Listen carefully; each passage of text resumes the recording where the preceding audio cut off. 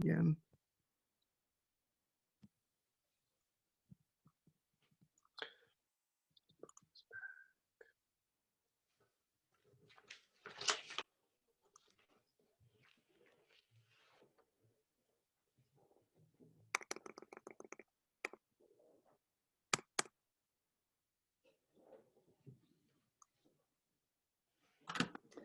Alrighty then.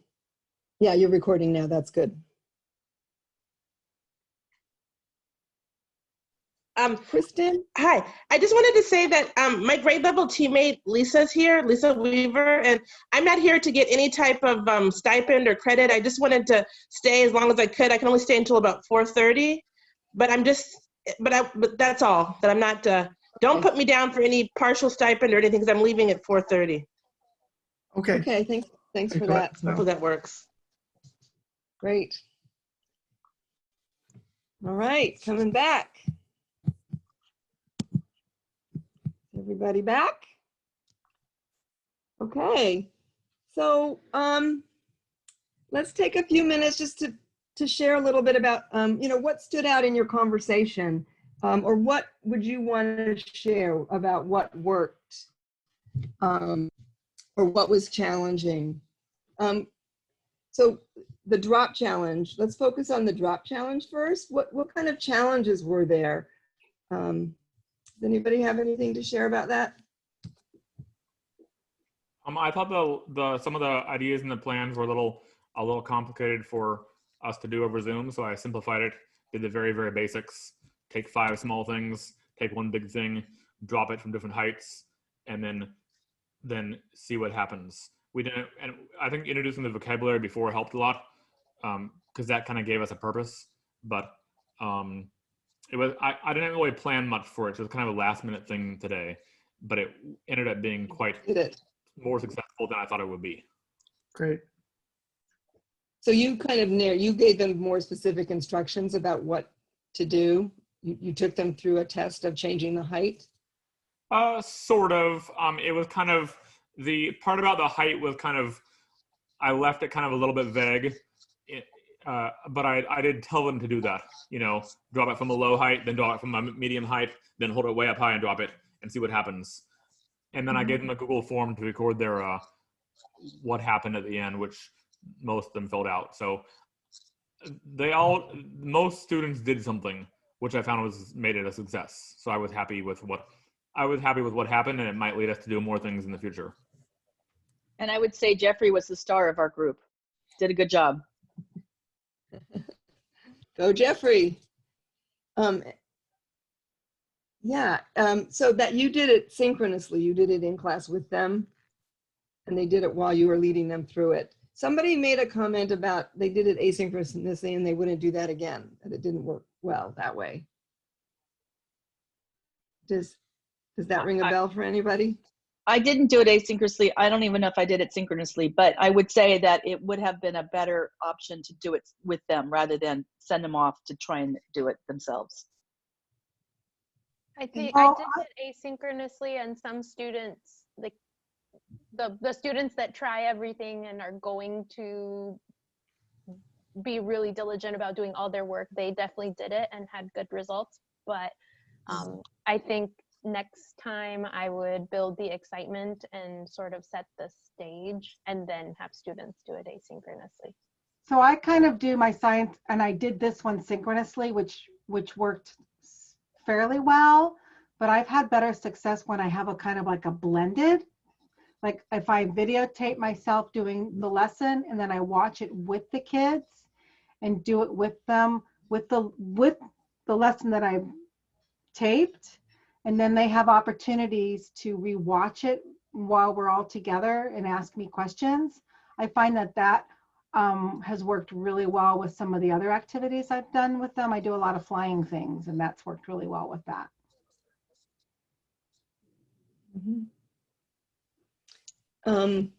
Any other takeaways or ideas or suggestions about how to make this kind of activity work? Something I found that was helpful, or whatever. Something that I did that I think made my thing work was for the materials. We started at 1 o'clock today. I spent probably the first 20 minutes making sure everybody had materials. And so I had them, I put the list of materials in the chat and several times and explained it to them in 5 small things, 1 big thing, a piece of paper, and a crayon. And then I had them, once you find your things, put your Zoom raised hand up so I can see that you have them. And then once like 75% of the class had their hand up, then I started. So that made it so the students who were the ones who don't really do stuff in class were more likely to do stuff because we were waiting for them to do it. I thought that helped. Somebody also commented that not enough time, just not enough time. And I don't know if that's just because there's just not enough time to do everything that you have to do, or because there's just not enough time to get through a hands-on activity in the small timeframes that you have with your students online. Yeah, that was me. Yeah, combination. We're in like 45-minute blocks. And this simply, to do everything, to introduce vocabulary, I showed them some of the slides. We had a bit of a discussion, and then, they had their materials ready. I told them, way ahead of time. During lunch, they had to get them. But even so, they got to do the activity and they were very engaged. They really enjoyed it. But I found, the follow-up, really wasn't time for it. The time to discuss, in more depth, what happened? What do you think it means? We didn't do enough of that. And by the time, and it was the end of the day. So I felt like the next day, to talk about it, it's just not the same. They've forgotten about it. They don't care anymore. So yeah, I was saying if I were to do it again, I would do it earlier in the day so that I'd have that 1 block to actually do it and then a second block to actually talk about it and write about it and get more deeply, into the underlying scientific concepts. Yeah, that's great. Anybody else have an experience to relate or a tip or a comment before we move on? It's really challenging, and you guys are all heroes taking all this on and doing what you do. So shall we move on to our next activity? Mhm. So we want to just take a little time and review what we did last week and then move on to another activity that kind of builds on it. So last week we did that experiment where, we were looking at force and motion and the relationship. Next slide. Let's go back and think for a minute. What is a force and how do you know when a force is happening? Does anybody have any ideas how to explain that? What is a force? How do you know a force is happening? Just shout out.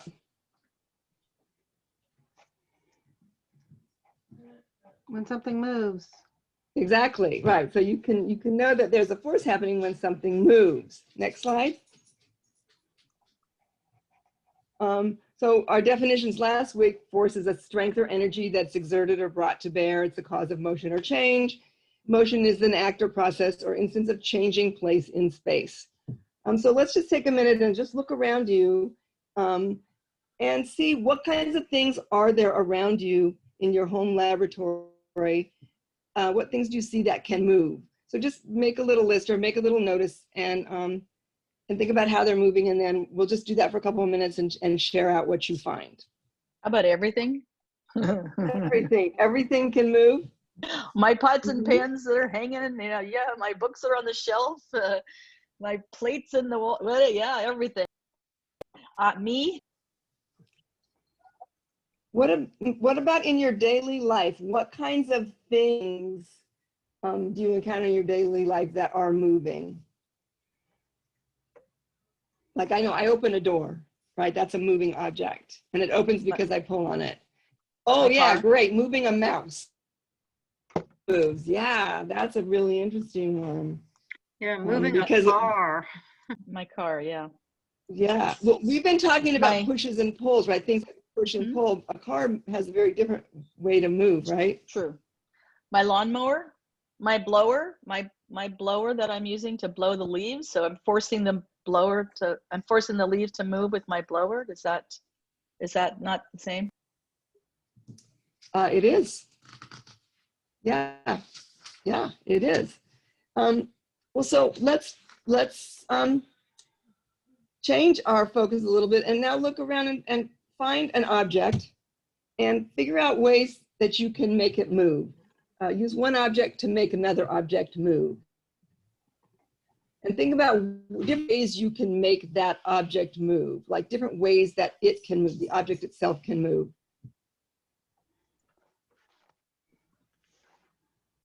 The So if I'm- refrigerator door, you can refrigerator door, you can pull it open or push it shut. Mm-hmm. Can you use it? Can you think of something where you have an object and if you want to make another object move, what would you do? What do they call that? Corn, what's the thing called when you throw, or even bocce ball, something like that, where you're actually rolling, like I Oh, could right. roll an apple to move another apple, maybe? Bowling. You're not going to see Bowling. that in your house, but Oh, some people have them. Yeah. I wouldn't mind having a bowling alley right now. Wouldn't that be cool? Oh yeah. You can make one. You could actually make one if you have a big enough room. Just put the pins up and not a bowling ball, but yeah. Right. Get a lighter ball. right. Okay. Next. Or the next like a foosball. Think of, Oh yeah, foosball table. uh-huh. Great. Okay, so this was just meant to just make the point that there's movement and force and motion everywhere around us, and there's lots of different ways that things move. You can find things that collide, things that push or pull each other, ways to make things go faster and slower, or even ways to make things stop, right? So if I drop something and I want to get it before it hits the floor, I can just put my hand under it, and putting my hand under it will make it stop. So there's lots of ways to use force to make things move. And let's go to the next slide. So Eric? So now we're going to introduce an additional concept or idea, and it's this idea of energy. So we've been talking about forces in motion, and to sort of activate things, we need to start to think about energy, and then this idea of energy transfer. So thinking about those two terms, does anybody want to share, just popcorn out, a definition of energy, or even more explicitly, energy transfer? Fuel? Say it again.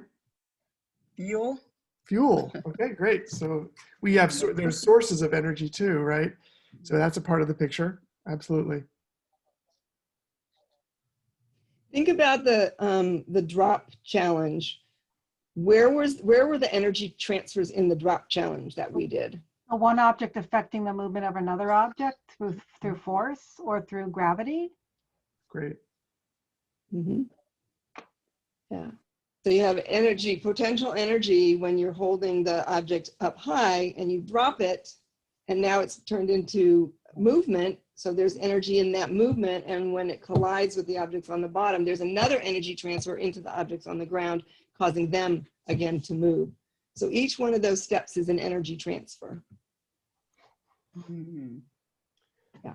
Well, kind of thinking about that, here's some prompts and some things to consider as we're talking about integration of this concept of energy with force and motion. So how does energy relate to force and motion? How does energy move through our world? And you just had a chance to step up into your home lab and think about examples of motion and energy right there at home. And some of those great examples about your car, or creating a bowling alley at home were really good examples. And then what we're going to do is take this and move into this idea of something we call a chain reaction. And we're going to get into that in a minute. And we're going to culminate by talking about a fun thing called a Rube Goldberg machine, and kind of connect the dots, and then encourage you to take the exploration further between now and winter break. And we also want to think about modeling. We heard from John that that in NGSS, modeling is really, really important. And it's also a little bit confusing when we think about models and what they are and how we use them. So we're going to focus on that a little bit during the second part of our workshop. So thinking about those ideas, here's just a definition. You kind of pulled it off the internet, but basically when we think about energy in terms of the science discipline of physics, it's the capacity to do some kind of work. So the amount of energy in a system can change, and it can be variable based on how much is available. So like this idea that one of you shared about, you know, when you did the drop challenge, you said drop it close, medium, and then as high as you can. So you've changed the potential energy in the system just by changing the variable of height, which was a great way to do it and a great way to bring the students into the activity. Kinetic energy is kind of the one that we think about first, probably. It's one form of energy, and it's the energy of motion. So it becomes really important when we think about force and motion, because it's the one that it involves movement specifically. So again, if you wouldn't mind, and I think Betsy, were you going to take it from here? I'm happy to. Look around, and I'll jump in. Look around your lab again, and now we want to think about energy transfers specifically, and so see if you can kind of come up with some examples of one energy being transferred into another. And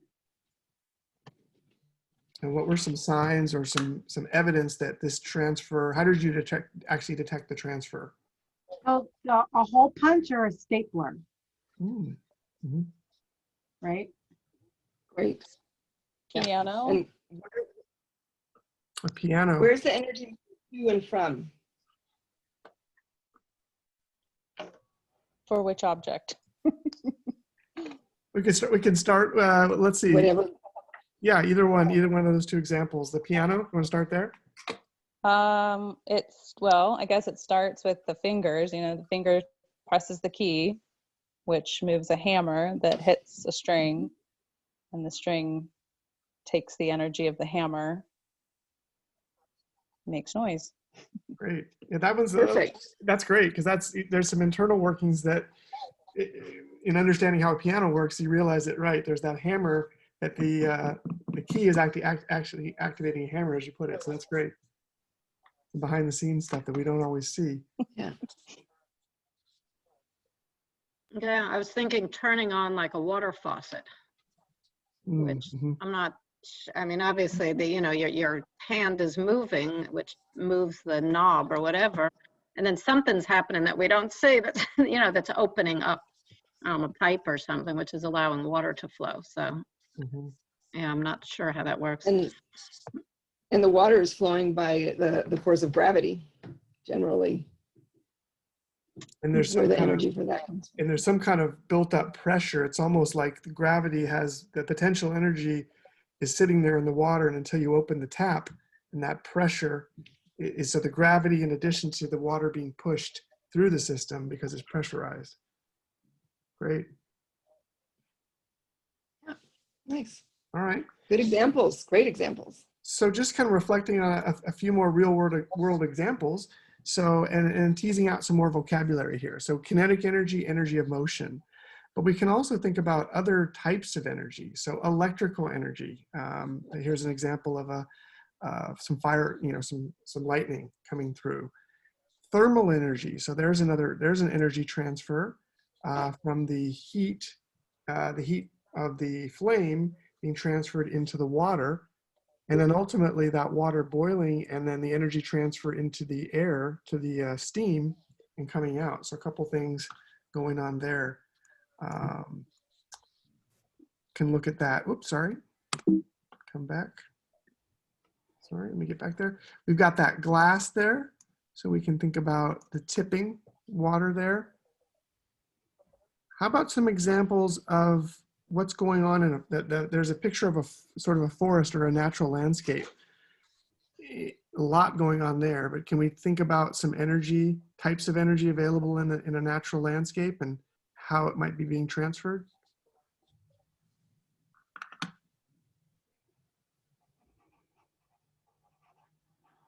Sunlight. You could go. Sunlight, yes. Yep. Good. The big main source. And what kind of transformations or transfers might we think about with sunlight? Where's it headed? How's it being used in a Photosynthesis. Great. So plants using that radiant energy from the sun and converting it and building their own plant material as a result, their biomass. And then on the forest floor too, a lot going on with decomposers. All right. And All thinking right. about, that's a good Can I- connection to the food at the right? The decomposers, the fact that, you know, we're going to, as humans, we're going to consume food, the chemical energy, and break those bonds, and then reuse it. And then we'll have our own waste, which those decomposers can then help us take care of. Great. All right, and this is a chart. We're not going to stick here too long, but you will have this available if you wanted to. It's a nice kind of comprehensive look at energy types, what it is, and then some pictorial examples of those. So that'll just be, it's embedded here in the slideshow. We'll make that available in the sources. All right, and then just one last to kind of cap this off. So how do we recognize the presence of energy? What are some ways, some evidence for it? And you were calling it out, the idea of sound with the piano. We talked about heat with the boiling water, motion, light itself. So again, all of these are sort of evidence or indications that we've got some energy present and things are happening. And again, it takes the energy to make the work happen. All right. So now we're going to think a little bit about transfer specifically of energy. And Betsy, do you want to take it from here? Sure. Eric, are you recording? I think so. I'll double check. Okay. Anyway, so here's Yes, some, he is. some quick The recording examples. button's We talked on. a lot about a lot. Okay. Great. Thank you. We've talked about a lot of different, and here's just some other everyday examples. A wire transfers electricity into, which creates both heat and light energy. You know, plants convert sunlight into chemical energy, and they break down that chemical energy to grow. We saw this example already, and then, you know, the foosball, a pool cue, the bowling alley, that's all energy moving from one place to another. Next slide. And just to jump in real quick, when we think of that bottom image with the cue balls, the billiards, is maybe the most connected, at least to the drop challenge that we modeled in the first session. But certainly, you know, it's wide open to you where you can go with energy, and all these other types are great to discuss and explore.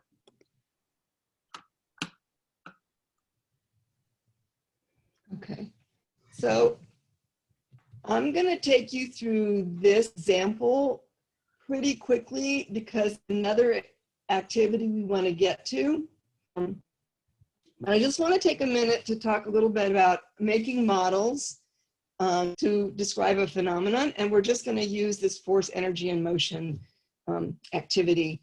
So what we want you to do is watch this video, and as you your notebook see happening, if you have a piece or on a piece of paper, just what kinds of things do you see happening? Think in terms of forces, motion, and energy. So we're going to just watch it once. It's very short, and I just want you to think about what you're seeing in this video that reflect forces, energy, and motion.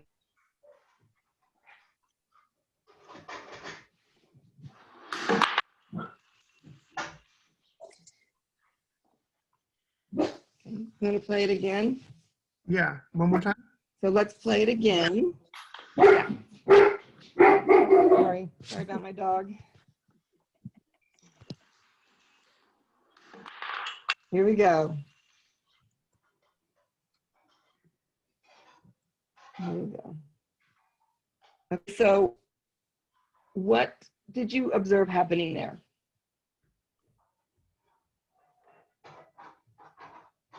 Forces, motion, and energy. Just really explicitly about what's happening in that.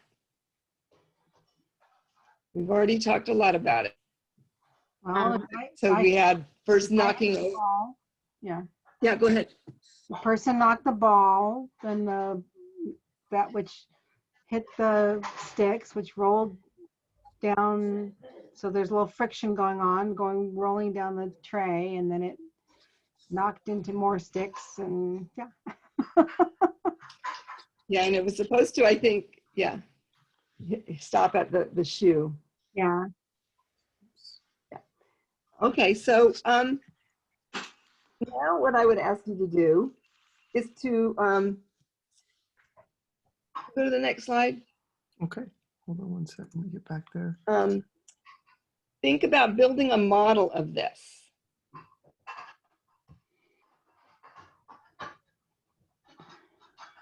So we'll watch the video again and just make a model of it. So draw a picture, an image of some kind or a diagram that records the following: the physical objects you see, and then use arrows and words to describe and explain what you think is happening there, okay? And so when you finish doing a little sketch, you can hold it up and to the camera, and other people can see what you a couple minutes and try to do that. And then we'll move on and we'll talk a little bit more about the next steps. So just take a second and just sketch it out. What do you think is happening? And you want to include the things that are happening that maybe you can't really see, things that you need to describe using words and arrows.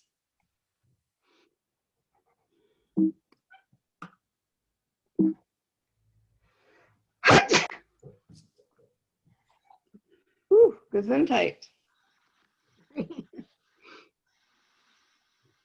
So we've got the dominoes on the top, the sticks on the top.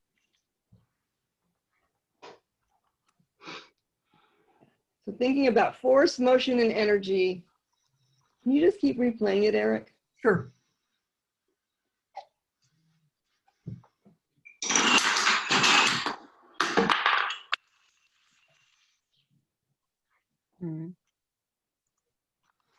So if you don't want to do a drawing, just think about how would you label arrows? You know, how would you describe that?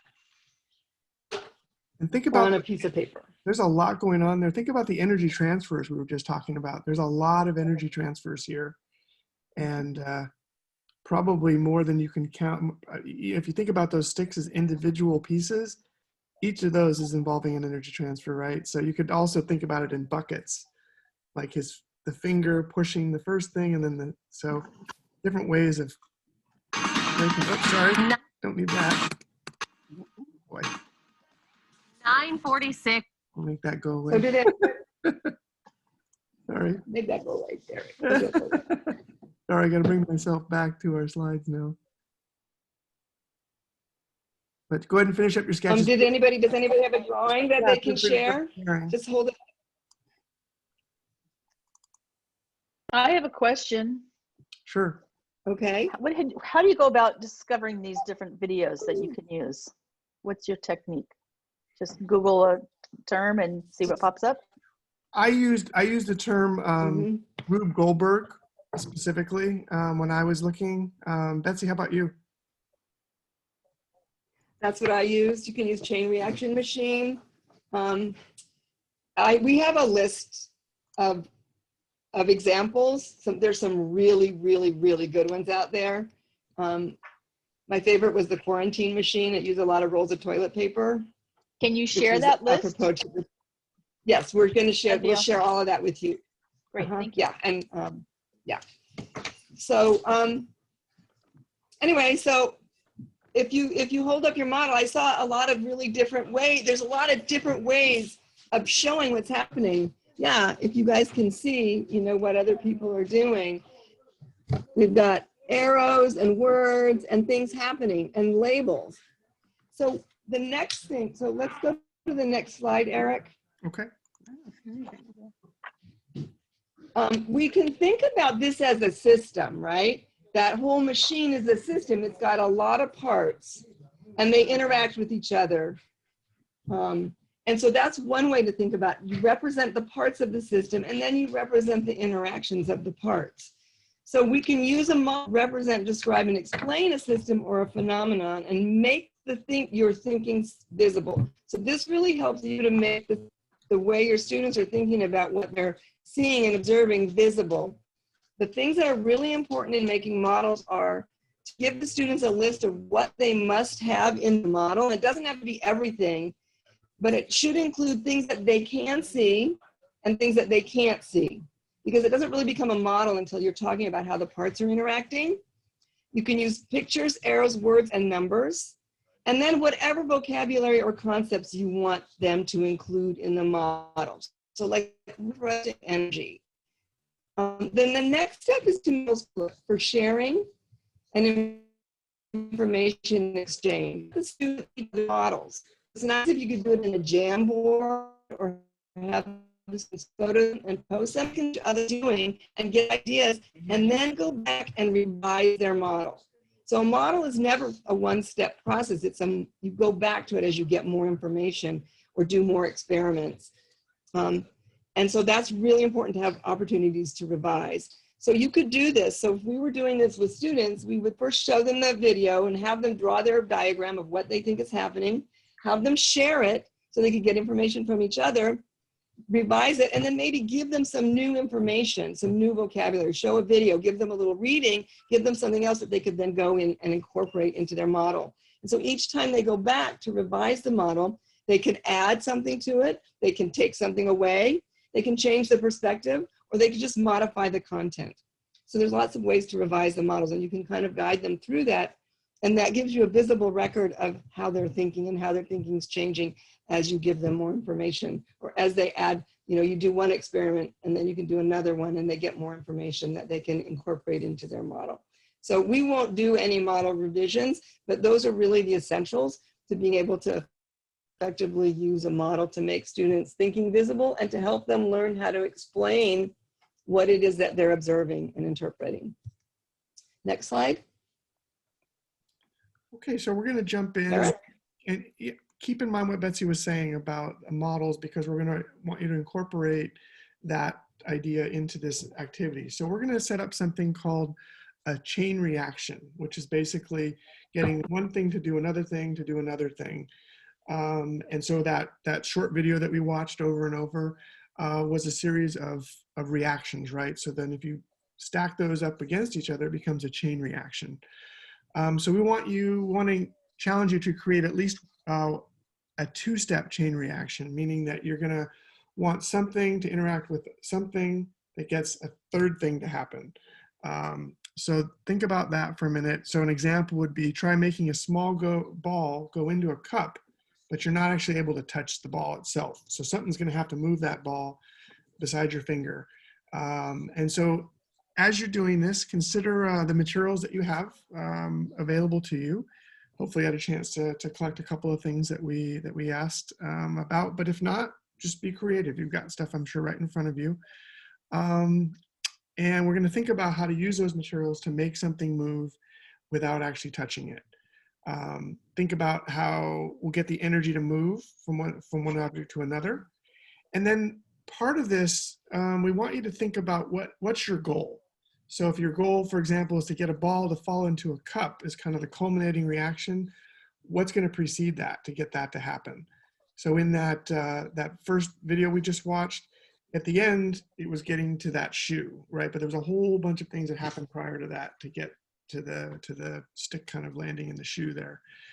So think about what your end goal is, and then you can work your way backward. And then to Betsy's kind of guidance, we want you to draw a pictorial model of your ideas. So kind of set yourself up before even starting. You're going to think about the materials around you, create a quick sketch of what you're intending to do. We would like your model, your pictorial model, to include arrows, pictures or diagrams, and some labeling. Things you might label could include the objects you're using themselves. So you're using a ball or using a stick or using paper clips, where the energy transfers are in your system. So think about that a little bit. And you might even put verbally, what is your goal? Like, my end goal was to do this. And then, so just take 5 minutes and go ahead and create your plan of attack for this. So we'll give you a few minutes to just go ahead and sketch out a plan, gather your materials, and start to experiment if you're ready to go. But mainly grab your materials and create your plan.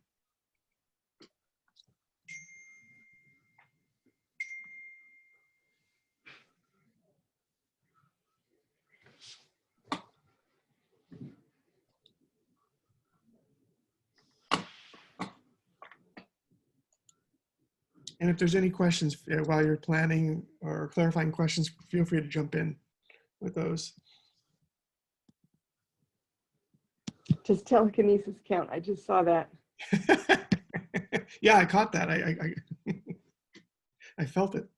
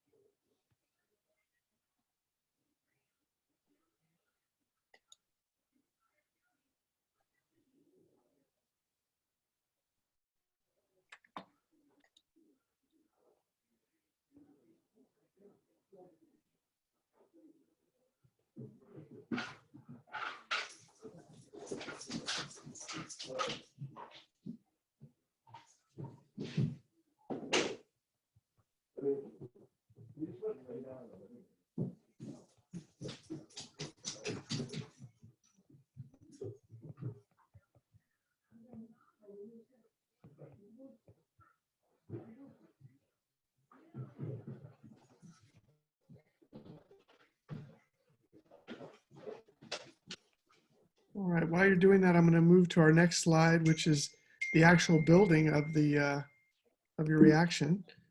So here's just a little bit more. So now that you've got it built, or if you're still planning and sort of sketching it, that's fine. But once you've got it ready, go ahead and start experimenting. And again, the goal here is we want to see at least 2 energy transfers, and we want to have an objective to our machine or our chain reaction, trying to make this happen. And we're thinking about all the steps that we created to get there.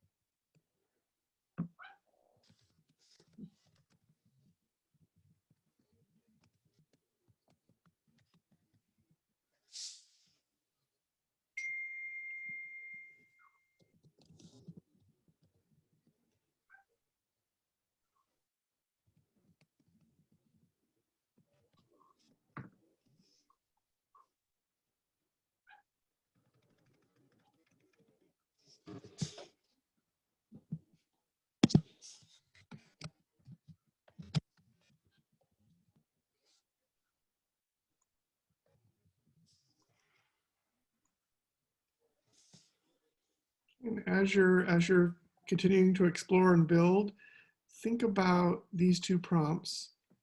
How did it go? And what did you learn? And you can popcorn out those ideas verbally. We're a small enough group, or you can share them in chat.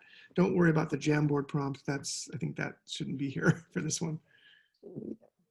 But yeah, if you'd like to share any ideas, either verbally with everyone else, if you've had a chance to create your chain reaction, feel free, or drop them in chat as well.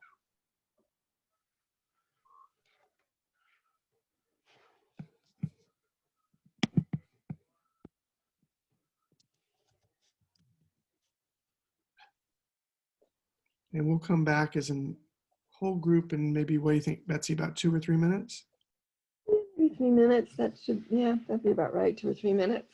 Okay.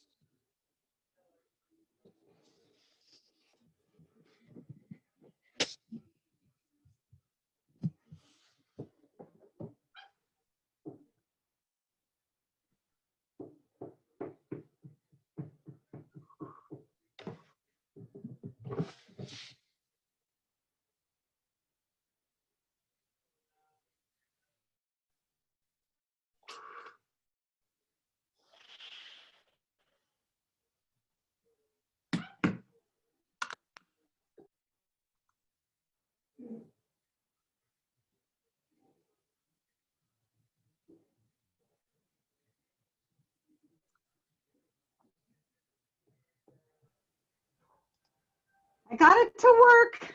Yeah, all right. Yay! I have- Bravo. I had a box and a book, and it had to hit a plastic bottle, and the plastic bottle went into a cup. Nice. And then I was using larger things. I had like a recorder to try and get the ball to move. And then I thought that was too heavy. So then I was using a marker to get the ball to move. But the ball is it could go too many places. So I put a recorder and a vibraphone, vibratone, to make a narrow passageway, and put the ball in the middle, hit that. So it went down the passageway, then it slid down the book, hit the bottle, and the bottle into the cup. Woo! Great, great. And it sounds like in the process you did some iterating and some sort of modifications for I success. did a lot of modifying, yes. I had to keep modifying. Awesome. Okay, I got mine to work. Good engineering. Nice job, Miss Weaver. So I have a foosball, and I put a golf ball in a Talentini ice cream plastic cup, and I'm using a shoehorn to hit the foosball, and the golf ball has to be a certain amount of force and motion, I guess, to get it going, and it's going to drop hopefully into the muffin tin on the floor. It did work, but I'm going to try. Great. Thank you, Ms. Mooney. Anybody else want to share? These are great.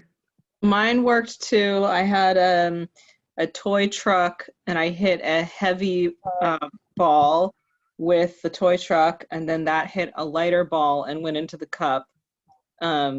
And I learned that the heavy ball needed to be far away from the light ball or else it wouldn't go far enough. So I had to move them the right distance apart. Great. Some good iterating there as well. Okay, I just used too much force on my hit with the shoehorn into the cup. The golf ball hit the muffin tin, but then popped out and rolled away. Maybe I'll switch the balls and put the golf ball as the hitter and the foosball. Who knows? Golf balls bounce really high. They do, and if they get a hole in one, we're a winner. Don't underestimate the power of a golf ball. Tiger Woods could tell Mooney, you. were you able to videotape your, did you get your video? I did. I haven't looked at it, but then I kind of got like, then when it bounced away, I'll look at it, and then I'm going to do it again. I'm flipping the balls to see what happens. I'll try that too. I'll see if it works.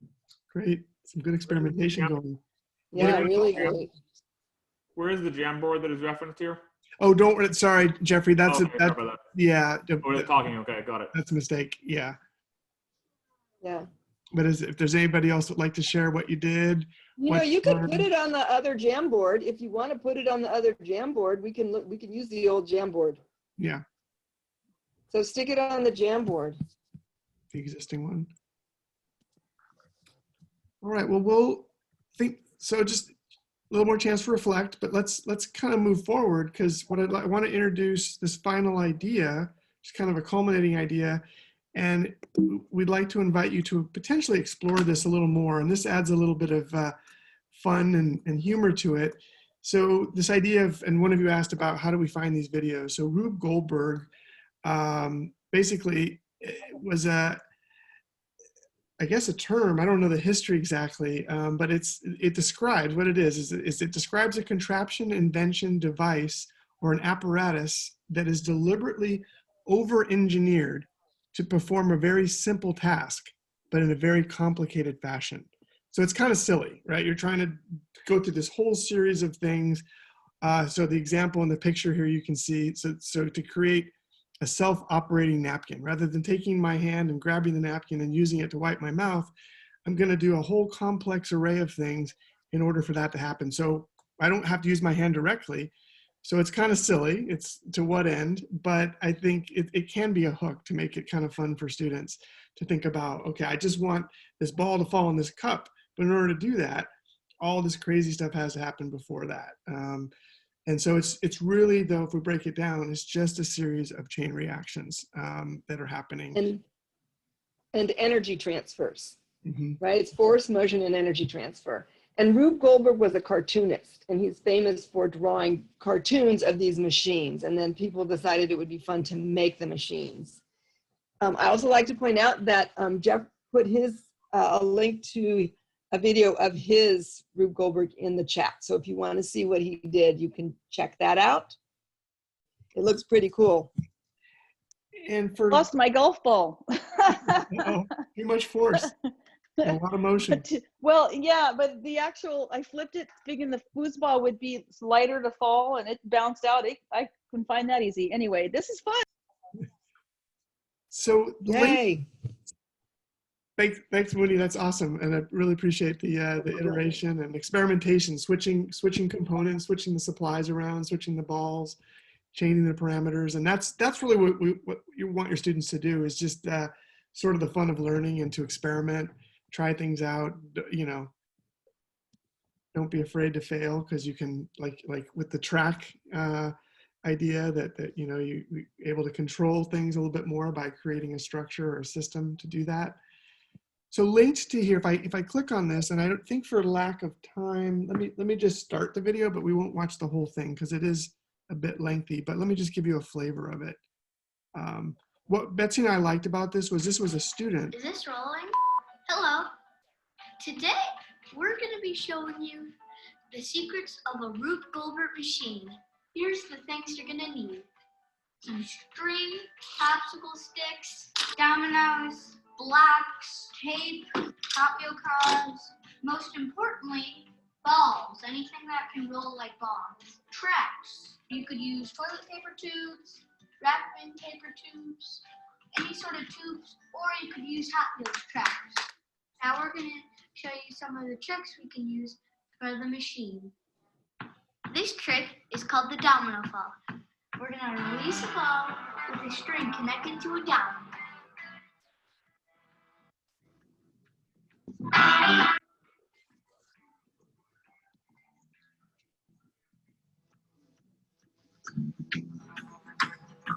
This is the classic.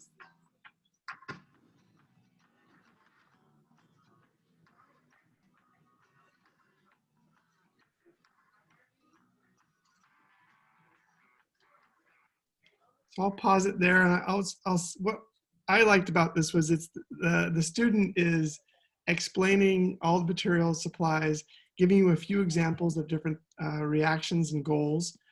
So you could kind of, use this as you will. And then towards the end, I'm going to skip forward. It's almost like a blooper track or things that could go wrong. This trick is called the tape roll.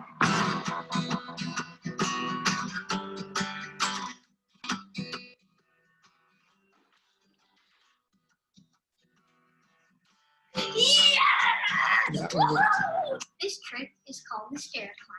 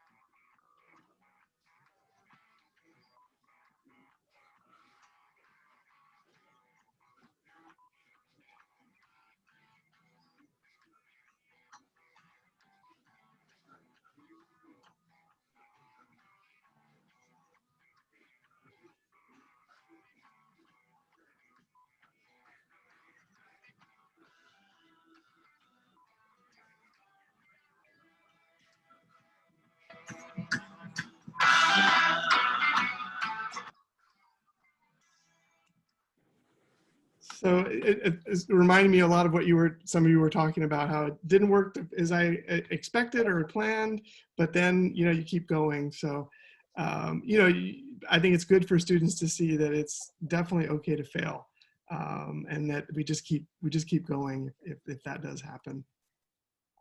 Any last reflections? I'm going to get us back. Go ahead, Betsy. I just wanted to mention that it's also an opportunity to look at something like that, and you can just talk with your students about what would you do to make it work? Like what kind of adjustments could you make? And just, it's an opportunity to analyze what to do when things go wrong, because we've got a nice video of it that you could share with your kids. Yep. Okay, and then we just included some tips and tricks of the trade, so we won't look at those in detail, but we will make them available on a handout that we make available in the resources, that resource folder that you will get access to. And then some supply ideas. If you really wanted the students to, you know, try and pull together lots of different things, if they really were going to take this into this Rube Goldberg, these are some suggested things, but certainly you don't need all of them. And that the preceding videos that the boy walked us through and examples, you know, they can pull from that. But again, even if it's just a subset, you know, and just basically framing it, you know, as we talked about, we want X number of energy transferred, we want sort of this end goal, and maybe if you want to stay true to the Rube Goldberg, it could be just a really simple task, but it has a complex pathway to get there. All right, Betsy, any last? No, I think we just want to give a little bit of time for you guys to talk to each other about how you might do this. And then when you come back from that, we will have a survey for you. So we're going to drop you back into the same breakout rooms we were in. And I realize we're getting close on time. So 5 minutes. 5 minutes? So we'll do 5 minutes in the breakout rooms, and just to think about what a next step might look like for you. Okay, so here we go with the breakout rooms. Oops. It's not letting me do it. Why not?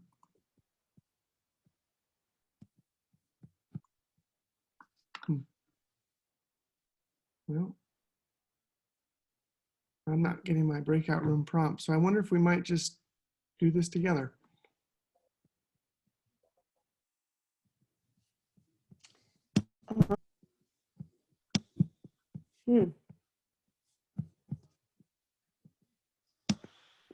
So you can't do breakouts? Yeah, it's not letting me in there now. I don't know why. That's very strange. I wonder if it has to do with that I was recording before and I stopped.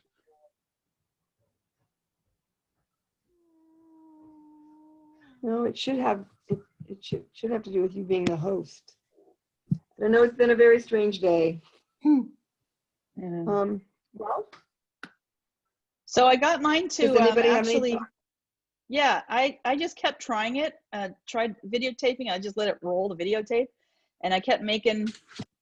It wouldn't. Whatever. It kept making. Didn't work, and then it didn't work, and then it worked, and then I. The last time I did it, it actually did everything. I got it on video to drop to the muffin pan. I put some bubble wrap down there to stop it, but the whole thing slowed down, and it made it. But then it rolled off the bubble wrap, so it didn't land in the muffin pan. But it was still fun to make it. Try and make it work. Great. So thinking fun about, even if it fails. Yeah. So thinking about your experience with creating a chain reaction and what you've done in the last month, how would you take this? What would be a next step? And I know some of you were talking about supplies were obstacles, the amount of time, synchronous versus asynchronous. So think about you personally, what's a baby step that you might take? And we didn't even really reflect too much on some of the other things that you did, like with mystery science or some of the other curricula that you ended up using.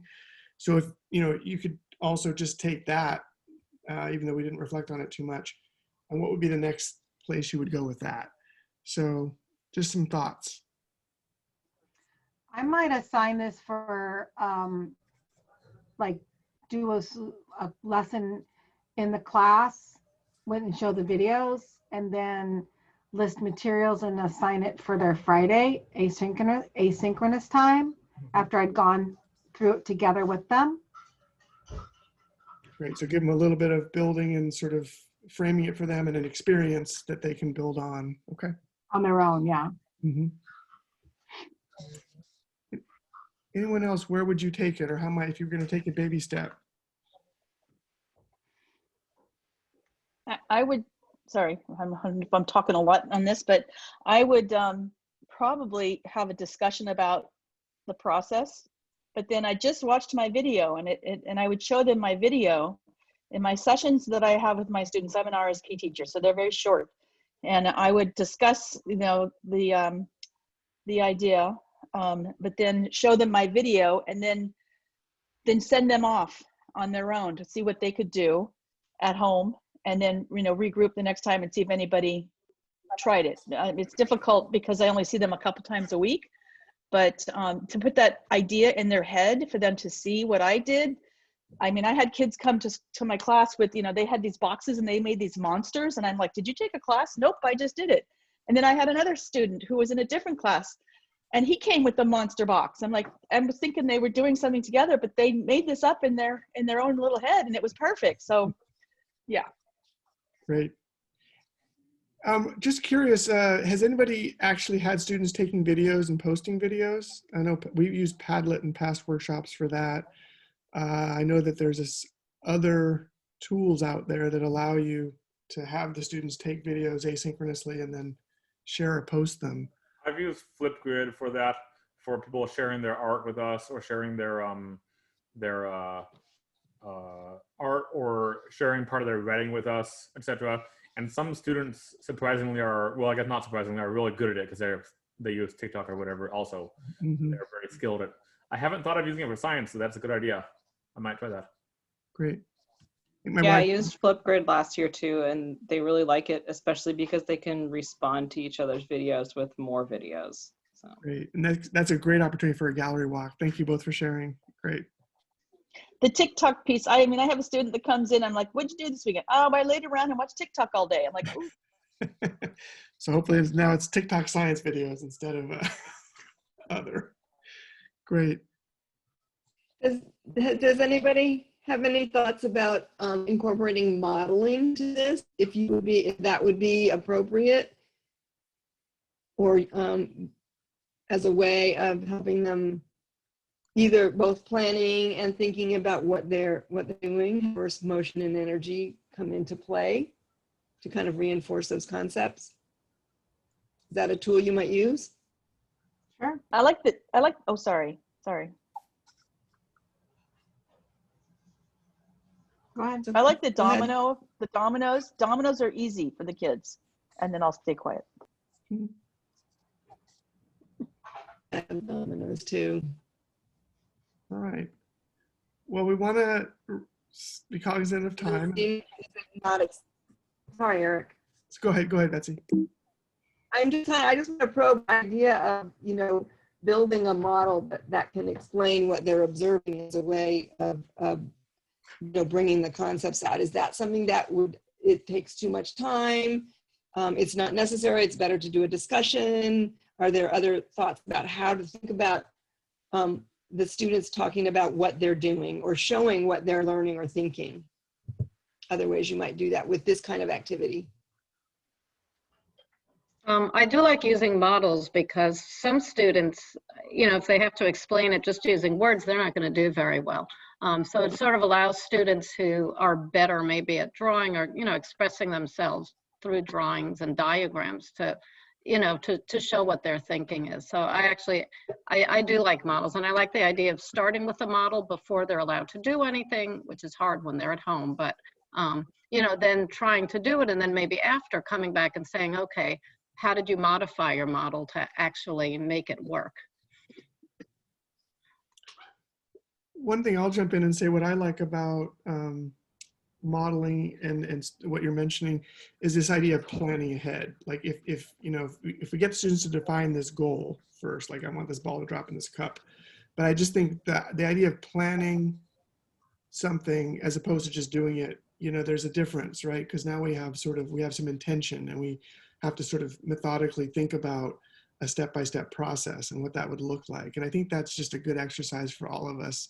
I know me, I tend to be the kind of educator that learns by doing and just iterates. But I think what I've learned over the years is planning ahead and having a lesson plan and having some intention up front makes the lesson that much more solid. Office hours. Yeah. Well, modeling seems to me to be a really easy tool because all you need is a piece of paper and a pencil, you know, to help them express some thoughts. And we see really great models, even from kindergartners, modeling how sound moves through space. Or there was another one of a kindergartner modeling what happens when you climb up a slide and slide down the other side, and they put arrows and they show where the forces are, and they're really showing really advanced concepts with really, really simple symbols and tools and easy pictures to draw. So it's a really great way for you to see what they're getting and for them to express it, you know, in a way that works for them. Anyway, it's 5 o'clock, so we need to we'll get to your, and we have something to offer. So let's see. So what we're going to do is I'm going to drop a survey link into your chat, and we actually are going to be able to deliver a small set of supplies that it's going to include things like marbles and objects that you're going to be able to use to sort of create your chain reaction. So just a kind of a small set of materials, and the distribution we're working out. So it'll either be directly delivered to your schools, or we'll be dropping things off as the CRS team. But at any rate, the information on that is partially embedded in the survey, along with some of your reflections on the PD today. So please take just a few minutes before you leave. This will be your exit ticket. And thank you again for being part of this 2-series effort, and keep up the good work. If, you know, just challenge you to try some of this in the next, you know, before winter break, in the next however many weeks we have, 3 or 4 weeks before break.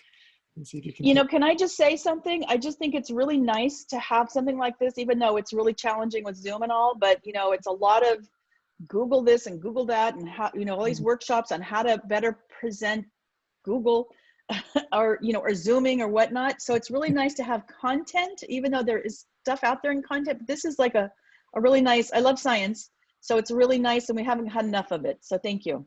Great, thank you for that feedback. Much appreciated. Yeah, I want to jump in too and say hello to everybody. I've been bouncing in between the 2 sessions, but teachers, thank you so much for making time to be here this afternoon. It's already dark, it's rainy. You already worked a full day today, so thanks very much for being here. And I know it's hard to fit science in, but I know our kids not only need it, but they also love it when we get a chance to do some science, and so I really appreciate you being here, and we want to keep doing more of these things. So thank you also, Betsy and Eric and CRS, for being here. We love working with you, and look forward to more in the future as well. So no sign-in sheet. We'll get you guys, we'll just use the Zoom attendance and get you guys your hours for it, and that should show up on next month's time card as well. But let me know if there's any issues or whatever. Can I ask another question? Sorry, I missed Chatty tonight. I know it's a little early, but have the state tests been canceled for this year? Maybe not. So science, is it on, off, or whatever? Because I was doing periodic tables with the 5th graders today, which I think last I've heard, the test is on. I can hardly believe it, and I almost still don't believe it. But last I heard, there will be testing for 5th grade, grade 5. Wow. All right. Well, we did periodic tables today. Okay. I will believe that when I see it. I don't see how that's going to happen. If it goes into next year, which I expect it's going to at the rate we're going, I think they're going to have to cancel the testing. It's like, why? Yeah, why waste everybody's time? I just want to reiterate that the supplies that we're talking about are enough for you to distribute to your students. So we're really talking about, yeah, student supplies. Yeah, a class set is what you're doing. A class set, exactly. Yeah, exactly. And thank you for that. Yeah, well, we want to make it easy for you. Thank you. Thanks Well, again, thank you. everyone. Sorry? Thanks again from on behalf of CRS and Betsy and I, for sure. Yeah, it's always really fun to see what you guys come up with. Teachers are often the most enthusiastic people to work with, and they're willing to get down and play with the science, and it's really great. All right, so I'll go ahead and stop the recording here. That's good.